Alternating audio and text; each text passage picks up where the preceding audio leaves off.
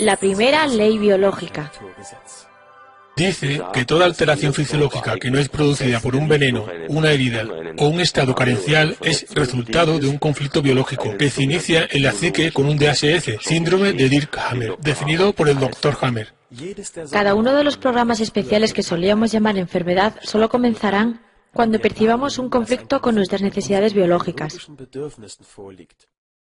Ejemplos de conflictos biológicos son la carencia acuciante de alimento, sentir que no podemos cumplir nuestras necesidades sexuales, o, como en nuestro ejemplo inicial del ratón,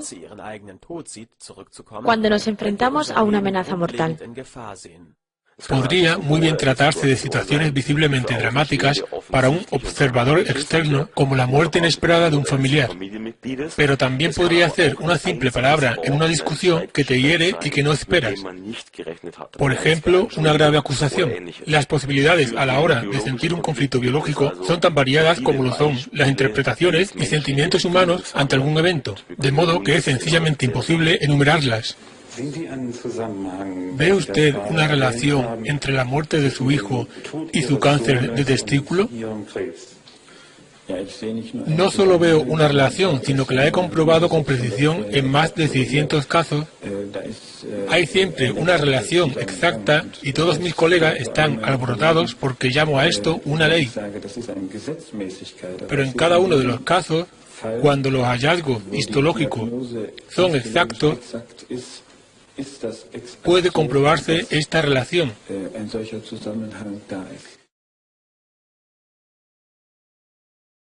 El Dr. Hammer nombró la experiencia psíquica del conflicto biológico como síndrome de Dirkhammer, DHS, siglas en alemán, en honor a su hijo Dirk, después de cuya muerte desarrolló un cáncer de testículo, lo que le abrió los ojos para descubrir la primera ley biológica. El Dr. Hammer se sometió a cirugía para extirpar su cáncer, lo que muchos tratan de usar en su contra, ignorando que eso sucedió antes de sus investigaciones y descubrimientos. Eso no es justo, y él mismo enfatiza que no lo hubiera hecho si hubiera sabido lo que descubrió después.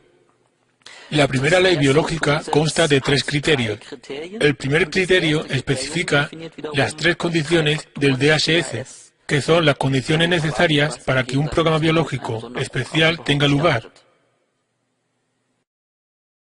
El conflicto debe ser agudo y dramático. Sorprende a la persona desprevenida, con la guardia baja. Y es vivido en soledad, es decir, no hay apoyo o comprensión por parte de otros. O no había nadie con quien hablar sobre el problema. De ningún modo, situaciones similares tienen necesariamente que producir los mismos síntomas. Imaginemos 5 personas que van a su trabajo una mañana y son informados allí de que han perdido su empleo. Y cada una de estas 5 personas concibe la situación de forma distinta. ¿Qué ocurre? El señor A ve su trabajo principalmente como la fuente de ingresos para su vida, lo que le da el pan de cada día. El cierre de su empresa es para él un trauma agudo y dramático, pues su sustento diario está en peligro. Lo vive en aislamiento, pues vive solo y no puede compartir su carga con nadie. La situación ha sido inesperada para él. Sufre un conflicto biológico con el contenido de miedo a la inanición. Así, el señor A desarrolla una hiperfunción hepática, con la consecuente proliferación celular si el conflicto permanece activo por un periodo extenso. Tan pronto como encuentre una nueva fuente de ingresos, el cáncer será automáticamente descompuesto. La hiperfunción y el tumor en el hígado le ayudan a extraer más nutrientes de una pequeña cantidad de comida. El señor B está entre la más alta jerarquía de la empresa, a la que ve como una fuente de importancia personal. Es donde él decide y dirige. En términos biológicos, es su territorio. El cierre de la empresa es un shock agudo y dramático para él, pues toda su autoridad ha desaparecido de pronto. Sin su puesto en la empresa, es un don nadie. Además, vive la situación en aislamiento, pues nadie que no haya vivido su experiencia puede entender y compartir sus sentimientos. El cierre en este caso fue además inesperado. Sufre un conflicto biológico de pérdida de territorio. Sus arterias coronarias se ensanchan y pueden llegar a sentir pinchazos dolorosos en el pecho. Esto le provee mejor oxigenación del corazón y con ello más energía para recuperar el territorio. Tras la resolución del conflicto, desarrollará bradiarritmia, un tipo particular de afección cardíaca. Puede dar lugar a un infarto. El señor C siempre se identificó con la empresa, mostrándose orgulloso cuando era próspera y perdiendo autoestima en los tiempos de crisis. El súbito cierre de la empresa cae sobre él como una devastadora derrota, en especial porque no había sido informado a tiempo. Sufre un conflicto de desvalorización central. Soy un perdedor. El señor C experimenta disminución celular en la columna vertebral. Tras resolver el conflicto, comenzará la restitución en las vértebras o discos intervertebrales, causándole dolor de espalda por un tiempo. El señor D ve ese trabajo como mera fuente de ingresos extra. Su gran familia le mantiene. Para él, su territorio no es su lugar de trabajo, sino más bien su vida familiar. Así pues, el cierre de la empresa no es un trauma agudo o dramático para él. Aun siendo vivido en soledad e inesperado, no sufre ningún conflicto, pues el aspecto de grave o dramático no está presente. Para el señor D, ningún programa especial necesita activarse. El señor E es realmente el caso estándar. Sufre 3 conflictos al mismo tiempo, pues siente todas las vivencias explicadas como dramáticas y graves para él, por lo que desarrolla los síntomas de A, B y C. Vemos con este ejemplo que distintas personas pueden valorar de un modo completamente distinto la misma situación. Pueden sufrir diferentes conflictos o pueden no sufrir ninguno en absoluto. El enfoque terapéutico en cada caso debe estar basado en cada contexto individual específico. Desde luego, esas solo eran 3 posibilidades de interpretar la situación. Miedo a la inanición, pérdida del territorio y autodevaluación. Pero hay un incontable número de otras interpretaciones posibles. Es un asunto enteramente personal. No hay una regla general. Por ejemplo, la liberación de adrenalina es obligatoria en cualquier conflicto. Esto supone una hiperfunción de la glándula adrenal. Es decir, hay muchos programas que comienzan ante cualquier conflicto porque son siempre eficaces. Es algo sabido por todo el mundo. Cuando experimentamos cualquier pequeño conflicto, la frecuencia cardíaca se incrementa inmediatamente. Esto también es un programa especial. Así que no se dispara un solo programa por cada conflicto, sino que siempre hay varios. El segundo criterio determina qué programa especial en concreto será activado en cada clase de vivencia o qué tipo de interpretación de una situación es necesaria para activar cada programa. Desde luego, esto tiene que ver, entre otras cosas, con el papel de cada órgano en concreto, que será el que debe actuar con más eficacia bajo el programa especial. En algunos órganos, esta conexión es obvia. El hígado intensifica su función en un conflicto de nutrición. La vejiga está implicada en el marcaje del territorio propio. O bien, en el caso de la piel, los conflictos tienen que ver con sentir, tocar, mantener el contacto con otros, pero no es tan obvio para todos los órganos. Hace un momento hemos puesto el ejemplo de 5 personas que ante la pérdida de su trabajo reaccionan de forma totalmente distinta. Ahora veamos un ejemplo del caso opuesto. Distintas personas experimentan situaciones diferentes, pero la interpretan del mismo modo. Consideramos 3 personas. Un hombre que intenta decorar su oficina, pero su jefe se lo prohíbe. Un niño pequeño que trata de encerrarse en su cuarto, pero su papá no se lo permite, pues la familia le tiene prohibido quedarse encerrado. Finalmente, un adolescente cuya madre está constantemente entrometiéndose en sus aventuras amorosas, de modo que no puede tomar sus propias decisiones sin que su madre se inmiscuya. Los 3 tienen algo en común. Sufren ocasionalmente inflamaciones de vejiga. El aspecto común a los 3 en su vivencia del conflicto es el marcaje de sus respectivos territorios. A cada uno de ellos se le impide marcar o delimitar su territorio. El hombre no puede arreglar su oficina para hacerla su territorio.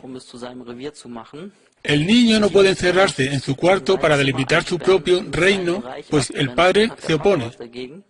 Y en la adolescente vemos la manifestación femenina de este conflicto de marcar el territorio. Está menos preocupada por marcar el territorio externo y más por su identidad personal y por poder tomar sus decisiones. No puede establecer fronteras entre ella y su madre. En esencia, tenemos la misma percepción de conflicto en todos ellos, aunque parezcan situaciones tan distintas. Esto es difícil de entender al principio. Más difícil aún es caracterizar cada contenido conflictivo de una forma que todos podamos encontrar útil. Muchos principiantes están decepcionados con la tabla científica del Dr. Hammer, porque es bastante más difícil de emplear de lo que uno esperaría. No puedes sencillamente buscar ahí cualquier conflicto. Es claramente distinto. Otro descubrimiento importante es que desde el momento del shock, el programa especial es activado simultáneamente en los 3 niveles de psique, cerebro y órgano. Es un malentendido común que la psique activa los programas especiales, cuando de hecho el conflicto es percibido por todo nuestro organismo de forma integral, causando síntomas en los 3 niveles. Lo que experimentamos a nivel psíquico, a través de nuestros pensamientos, un cambio en nuestra forma de ver el mundo, es un síntoma y no una causa. Por favor, recuerde, no estamos hablando de conflictos psicológicos. La psique no causa enfermedades. Precisamente esta concepción llamada psicosomática es refutada por las 5 leyes biológicas. El conflicto biológico, percibido mediante todos los recursos de nuestro organismo, activa un programa especial que nos ayuda a resolver el problema biológico. En el nivel psíquico, desde este momento hay una fijación obsesiva en el conflicto y una búsqueda obsesiva de una solución que nos ayude a librarnos del problema lo más pronto posible. De modo que esta es una parte muy importante de la estrategia de supervivencia. Nuestras acciones irán de acuerdo a este estado psíquico. En el órgano relacionado con cada tipo de conflicto biológico tiene lugar un cambio funcional que trata de ayudar a resolver el problema. Cada órgano está relacionado con cierto centro de control en el cerebro, los cuales son al mismo tiempo centros de cada una de nuestras nociones biológicas, que, a través de la psique, controlan nuestro sentir y actuar. Por ejemplo, este lugar del tallo cerebral controla el hígado y es por tanto responsable de nuestra búsqueda de comida. Este punto en el cerebelo controla las glándulas mamarias y con ellas la necesidad de alimentar a las criaturas aún indefensas. La epidermis y, por tanto, nuestro sentido del tacto y nuestra necesidad de contacto son controlados desde el área sensorial de la corteza cerebral. En el nivel cerebral, en el centro de control del órgano respectivo, vemos una estructura circular llamada foco de Hammer. Este foco de Hammer consiste en una forma de anillos concéntricos que solo puede verse en una tomografía computerizada realizada sin agente de contraste. Pero incluso esto requiere varios años de entrenamiento. No pueden verse en una resonancia magnética. Cuando pueden verse claramente, la medicina convencional los descarta como artefactos técnicos, errores del aparato.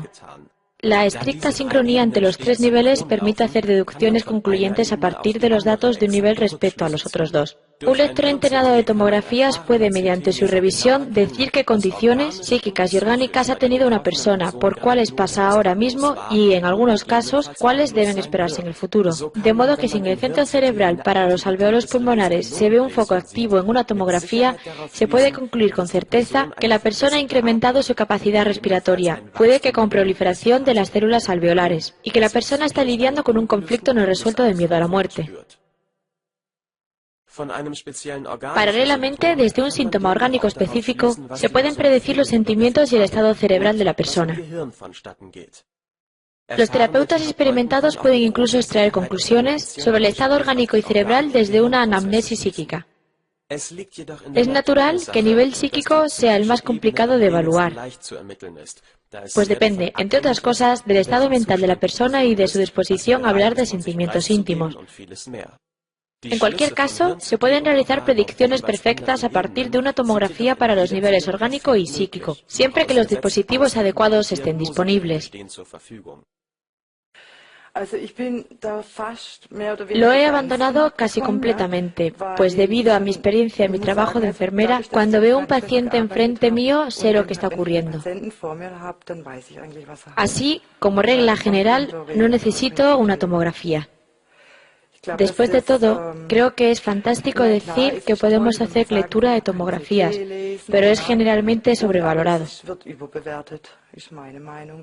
Debemos mirar al paciente como un todo y no solo a la imagen de una tomografía computerizada. Me confundía cuando alguien me llamaba y me preguntaba si podía hacer una lectura de escáner. Y le contestaba, no, el paciente tiene que venir aquí, tengo que verle. Jesús, nunca me restringiría a mí misma a hacer lectura de tomografías. Los tres niveles son inseparables entre sí. El sentimiento de pena, de miedo, etc., dependiendo del conflicto biológico específico, no es la causa de la alteración orgánica correspondiente. Es una consecuencia del conflicto. Los cambios psíquicos son parte de la estrategia natural para hallar una solución, pues todos los pensamientos orbitan en torno al problema.